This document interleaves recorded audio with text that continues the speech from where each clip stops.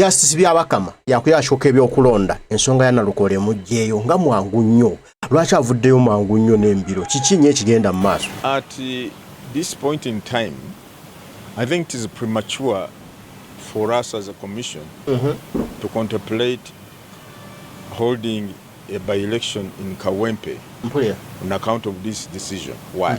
Because under the law, they see the avenue process, the appellate process by any of the aggrieved parties. So it is only after that process has been concluded and the final court, which is the Court of Appeal, Constitutional Court, has pronounced itself on the matter, that we can now determine whether we shall go for a by-election in Kawempe North and when we should do that. So for the moment, I think, let us hold on and see whether the appeal process is concluded or any of the aggrieved parties in this petition is going to appeal to the Court of Appeal, and then we see the final decision. And secondly, the Commission can only begin the process of organizing for a by-election after receiving a formal notification from the Clerk to Parliament. That's what the Constitution says, that the Clerk to Parliament shall notify the Electoral Commission of the existence of a vacancy in the Parliament, and the Electoral Commission shall conduct by-elections to fill that vacancy within 60 days. Since at the moment, two things have not yet happened. One, the days provided for in law for an appeal have not yet expired or lapsed. Secondly, we have not yet received any formal communication from the Clerk to Parliament notifying us of a vacancy in the Parliament. Therefore, for us as a commission, we are still comfortably seated where we are. We cannot even contemplate or begin to plan for a by-election when the due processes in law have not yet been fully exhausted or complied with. You still have time in the law in case all that happens. Is there still time to organize a by-election?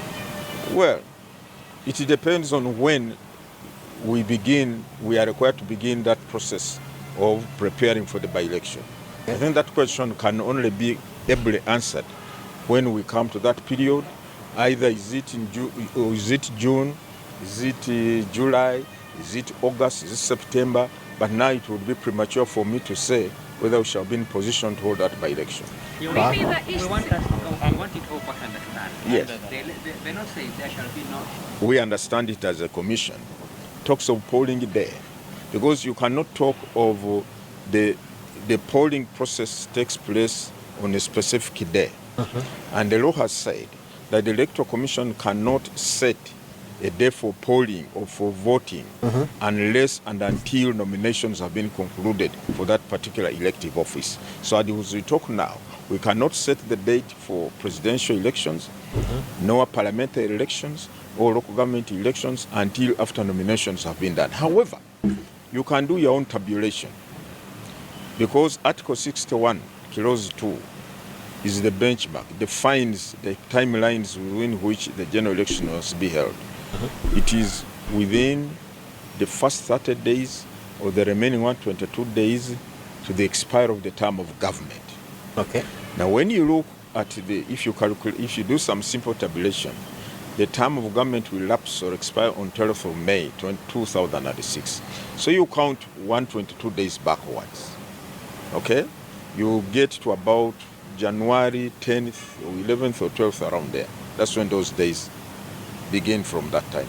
Then you count the first 30 days going forward now of the 122 days. So that's why we say in our roadmap, if you recall, we say that polling for presidential, parliamentary, local government shall take place between 12th of January and 9th or 10th of February 2026. So now, if you count 6 months, therefore, from 12th January, you find you fall around 12th July 2026, and that's why 2025. So that's why we are saying, at the moment, today is 20th of May, it will be very speculative for us to start talking of when we shall be, or whether we shall be able to hold that by-election if all the other due processes have been exhausted or complied with. It is very premature. Okay, my lord, one would like to know. From what, in this particular petition, you would all recall, I think the main ground by the petitioner, that is Nambi, was that the failure by the commission to declare or announce the results from the 14 polling stations, okay, disadvantaged her. That probably if those results had been declared, she could have won. That was her case, all right? And we did concede and accept that indeed we could not declare the results from those 14 polling stations. Why? Because some people came and destroyed the results after counting. And that was not the fault of the Electoral Commission. For us, we organized everything in accordance with the law. We expected the other stakeholders also to act in accordance with the law, and therefore we're not in position to declare those results. No, the court seems to have found that, look, as far as you did not declare those results, therefore, you did not comply with the law. And therefore, we are saying, okay, we respect that court decision for now.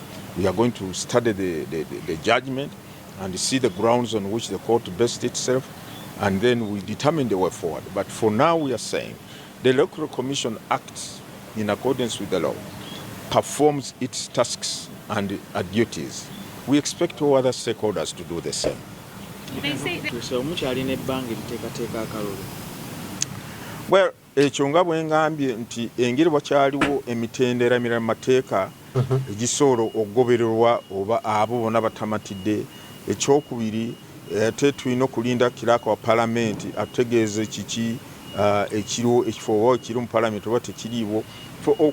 Okutandika okubala ennaku zennyini ddala ddala nga tumaze okutegeezebwa kiraaka wa Palamenti nti ekifo ekiri mu Palamenti mukijjuze. Era ssemateeka tugamba nti tutandika okubala ennaku ezenkaaga okuva ku lunaku lwe tufunamu ebbaluwa ya kiraaka wa Palamenti. Sigamba nti amawulire gagambye mumanyi gundi ekyokulabirako mwami omugenzi Segenya bwe yafa. Ennaku enkaaga tezatandikira ku lunaku lwe yafa. Wabula ennaku nkaaga twatandika ozibala kuva ku lunaku kiraaka wa Palamenti yatuwandikira n'atutegeeza. Kandi affe tugamba nti kusinziira mu mateeka tetusobola okuyingira oba okuteekawo enteekateeka ey'okulonda mpaka tumaze okufuna okukakasibwa okutegeezebwa okuva ewa kiraaka wa Palamenti nti waliwo ekifo ekiri wano kya Kawempe North, muteekewo enteekateeka ey'okujjuza ekifo kino nga ssemateeka bw'atulambika. Ekyo tetunatuuka ku level eyo. Well, okusinziira mu ssemateeka etugamba nti bwe batubuzaayo ennaku nga emyezi nga 6 kulonda kuli kwa bonna, then okulonda kwonna by election oba kujjuza ekifo mu Palamenti tekukirizibwa okusinziira mu ssemateeka. Naye nga bwe bagambye kati awo tetunatuuka kusalawo y'engeri eyo, tetunatuukawo. My name is Munzir Dale. I'm a professor.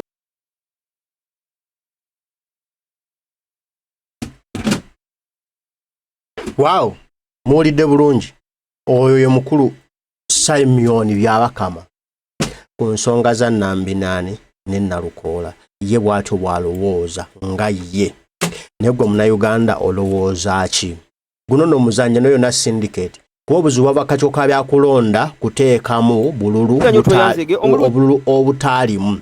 Okitegedde, waliwo obululu obutaalimu bo bwe baagattamu ne babuteekamu ne babubalira ne babuwa Nambi ng'ayita talina kukola kikubufuna kyali kigenderere. Gwali omuzannyo nga mugenderere. Okitegedde, bakikola nga bakigenderedde kibeere bwe kityo basobole okufuna grounds kwe banaasinziira okulemesa Nalukoola okuba nga ali mu Palamenti. Bo bakikola bwe batyo basobole okufuna ebyabwe era babituukiridde. Ne kanja tutambule bwe tuti tutunule mu nsonga eno. Olunaku olwaleero nga bagobye Nalukoola mu Palamenti. Mudde wadde babuuza Byabakama bamugamba ennaku okyaziina bagamba emyezi 6. Ennaku akyaziina kuba baze paka July. Okitegedde nga weziggwerako wezikoma. Kitegeeza tuba beyond July waba tebasobola kutegeka ne tukyali mu May atigenda va mu May ogende mu June akyaliwo mulamba okitegedde meaning singa biba biwedde mu June omwo Nalukoola ba tuddayo okulonda singa June ayitawo nga tebinnaba kugwa netugenda mu July netuyingireyo mu 30th oba mu 20th eza July oba kuddamu kulonda Nalukoola ba akyali mu Parliament nga tuwulirize bino okitegedde ndaga tukayisemu kano mpolampola kagambye nti a quick insight on this matter. Take a note under Article 81(3) of the Constitution and S(3)(2) of the Parliamentary Elections Act. A by-election shall not be held within 6 months before the next general election. Nalukoola is required under Rule 29, 30 and 31 of the rules to file a notice of appeal within 7 days. A memorandum of appeal within 7 days after filing the notice of appeal and a record of appeal within 30 days after filing the memorandum of appeal. Nalukoola alina ennaku 7 okitegedde mu tteeka erifuga by elections okuwandiika oba okuwandiika okutegeeza nti ngenda kujulira mu nnaku 7 bw'amala okukikola era aba alina ennaku 7 okitegedde okuteekateeka okujulira kwe bakola kuteekateeka okuteekateeka okujulira kwe okitegedde kati bw'amala okuteekateeka okujulira kwe aba alina ennaku 30 Nalukoola okujulira mu nnaku 30 okujulira kati meaning Nalukoola mwezi ennaku 30 z'aba alina okujulira bino oba olina okubirindirira okitegedde. That means Nalukoola has 44 days to conclude filing of the appeal.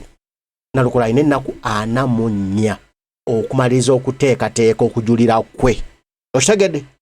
Kitegeeza asobola okuteekayo ku lunaku olusembayo olwa 44 okujulira kwe oba okwewala ebingozi wanogamba obudde buweddeyo asobola okuteekayo ku lunaku oluddirira olusembayo okitegedde ku lwa 43 asobola okuteekayo ku olwo olunaku okitegedde kati wulira we babiggwera wano.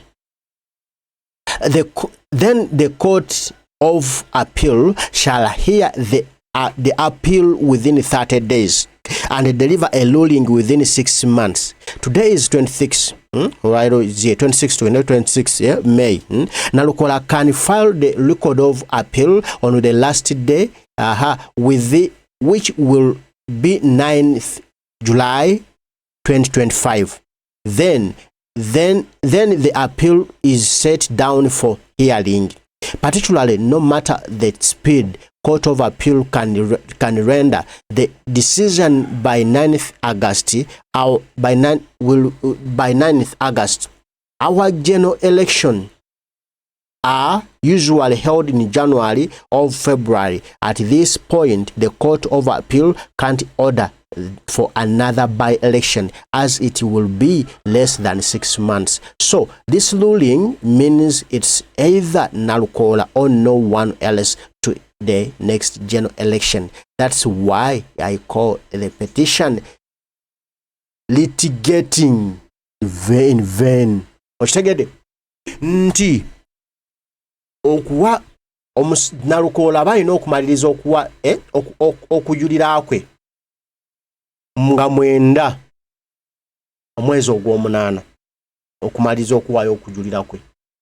Bw'abanga amaliza okuwaayo okujulira kwe nga 9 omwezi ogw'omunaana kitegeeza tulina kutwala ennaku 3 ziyinza obutawera ne babikolakola mangu awo okitegedde ne babikolakola mangu awo osobola okumaliriza omusango naye bagulina kugwa mu gwa 8 kale mu gwa tugambe biguweddera mu gwa 7 kati biwedde nga 9 basobola bikolera wiiki emu ne bya wiiki emu ogatte ennaku 7 ku nnaku 9 zibe ennaku 16 tuba tukyakirimu wiiki emu tusobola okusangunza okugwa kale nga byetubala ebyo ebibalibwa biraga nno oba tewagenda kuddamu kuba kulonda ekawempe north era Nalukoola alina okusongola okukisindika paka 26 ataddemu atamukuba omuliro guli gwe bayita salida naye abantu bokagulawo ne bagamba nti Nalukoola bamwetaaga.